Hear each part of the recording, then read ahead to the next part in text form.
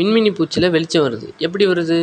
வாங்க பார்க்கலாம். First one, மின்மினி பூச்சியோட வகைப்பாடு பற்றி பார்ப்போம். இது விலங்குலகத்தில் பூச்சி இனங்களுக்கு கீழே கோலியோப்டெரா வரிசை லாம்பைரிடே குடும்பம். இந்த குடும்பத்தில் 2000 சிற்றினங்கள் இருக்குது.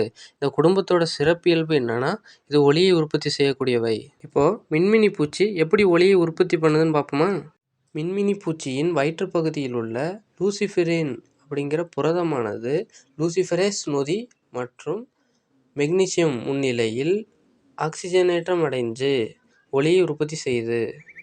இந்த குடும்பத்தில் உள்ள 2000 ஸ்பீசிஸும் ஒவ்வொரு விதமான ஒளியை உற்பத்தி செய்யக்கூடியது. இதில் மின்மினி பூச்சி மஞ்சள் கலந்த பச்சை நிற ஒளியை உற்பத்தி செய்யும்.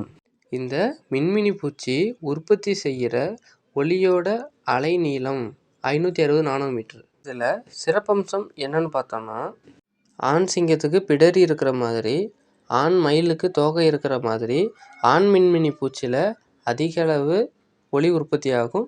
மின்மினி பூச்சியில் குறைவாக உருவாகும்.